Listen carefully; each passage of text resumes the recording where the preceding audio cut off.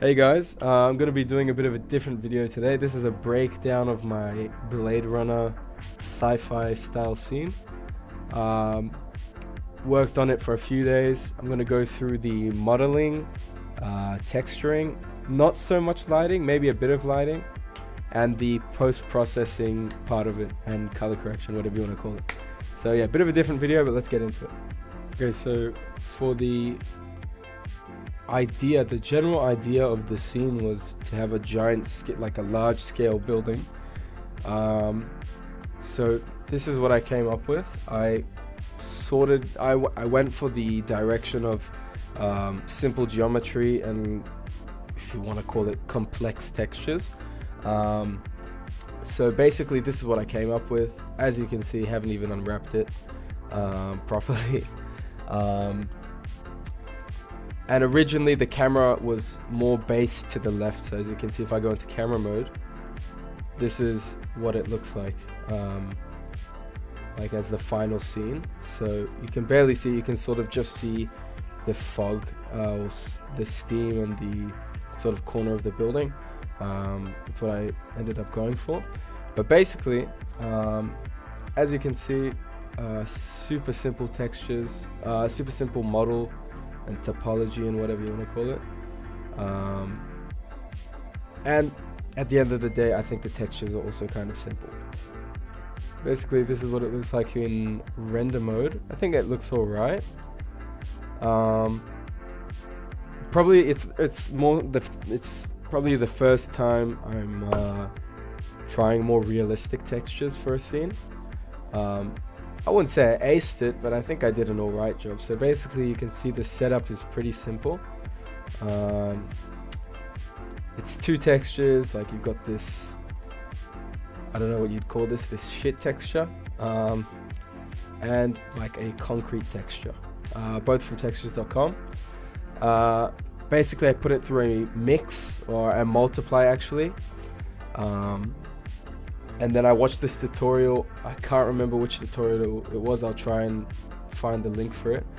But basically, it was how to mix both textures together, but without just putting them through a mix node. So basically, the color ramp is put into the factor. And as you can see, if I move the scale back and forth, it changes. Like you can see, that's the concrete texture now, and as I change it, it mixes it sort of in like a pattern way. I'm not very good at explaining it, but I hope you get it. And then over here I have the setup for the edges, which also I didn't ace as well. But if I go over here and I play with the A color, you can see it's it highlights the edges. How this works, I have no idea. But yeah, I don't think I aced it, because for the white, it's sort of like, if you have like a bright color, it sort of works, maybe for a snowy scene or something. But when you get like black, let's say, I think that it doesn't look the best. So yeah, not my best work, but I think for a large scale scene that's going to have heavy lighting and composition at the end of it, I think it can sort of like slip its way through, I guess. And then over here I just have some fog textures from Action Effects, I'm pretty sure. Color ramp plugged into the BSDF alpha. Yeah, I think it looks pretty good. Let's go to camera mode and I'll show you what it looks like. I think it looks pretty decent. So yeah. So the next layer that I have is the wall, the main wall. So let's go into camera mode. So you have over here to the left the building, large scale wall. So I thought at the start that I'd have it more at a sort of angle. So at the start I originally wanted to have it like this, and then use like a much longer array.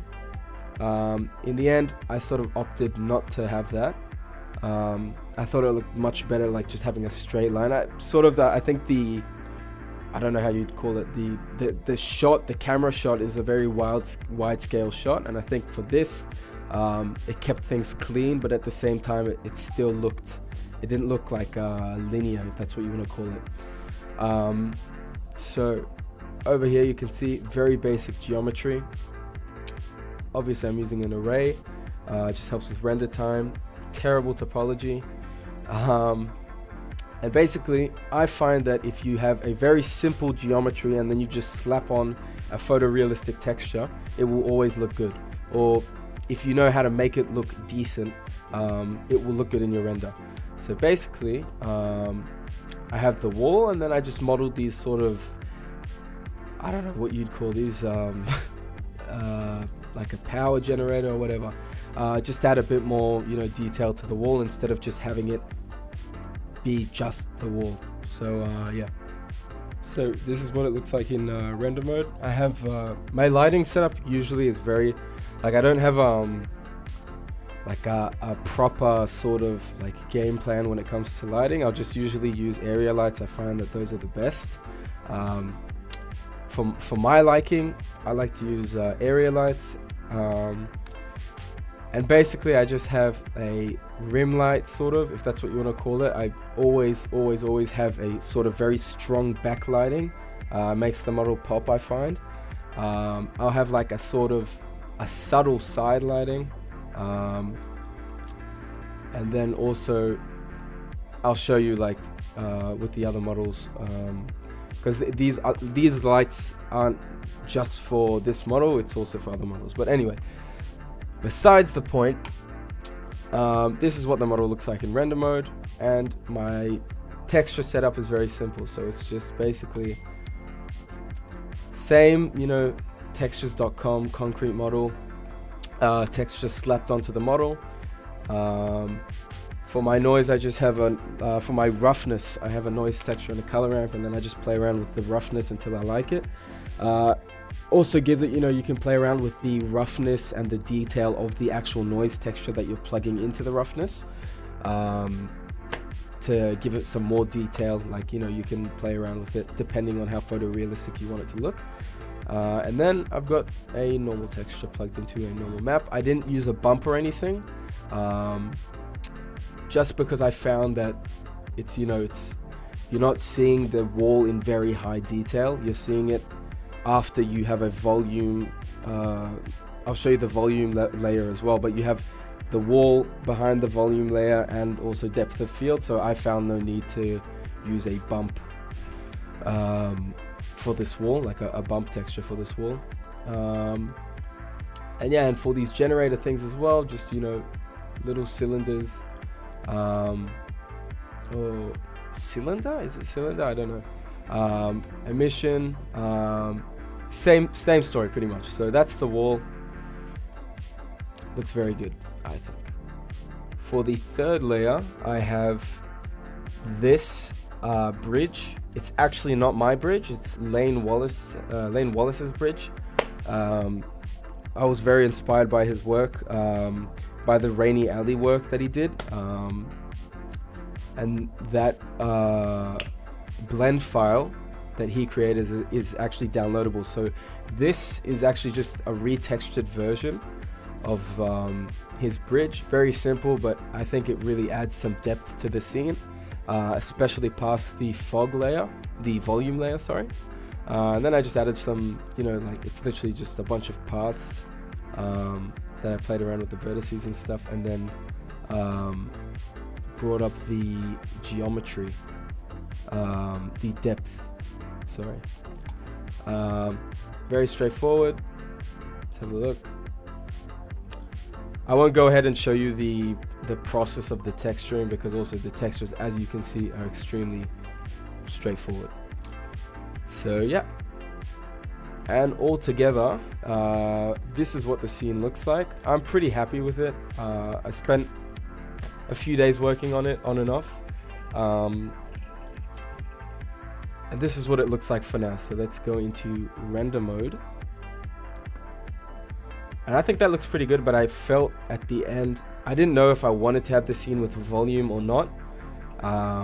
I was going to use maybe a mist path, but then I ended up opting for a volume cube scatter, whatever you want to call it. and this is what it looks like. So in render viewport mode, it doesn't look the best. It's very kind of, you know, because of the denoise, you can't really tell, and that you really can't tell a lot more when I turn off the denoise. But basically that's that. Now we'll go into the post-processing part of it, and color correction, whatever you want to call it. So not in Blender anymore. I tend to do my post-processing and color correction, whatever you want to call it, in After Effects.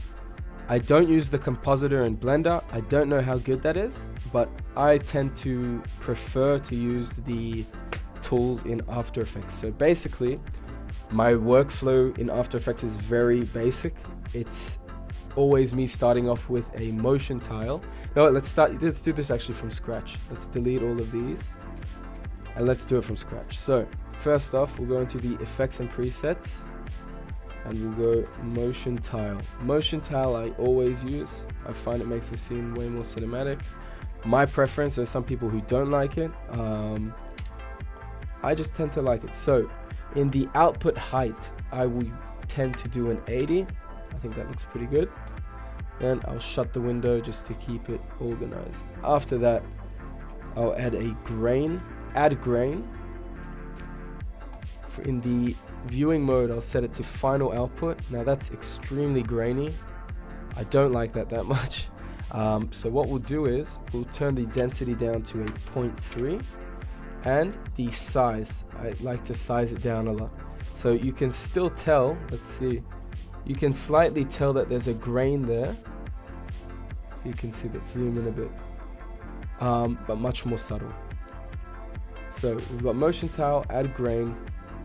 Then after that, I will usually add a contrast and brightness, or brightness and contrast. See if I can manage to write contrast. A brightness and contrast. Now I don't like to use too much contrast because I think it makes the grain pop more, but at the same time, I just find that I don't have a proper workflow for it. I just like to play around with it. So basically, I'll start off with adding some contrast. Where I like it, I'll stop, and then I'll add some more brightness to make it pop.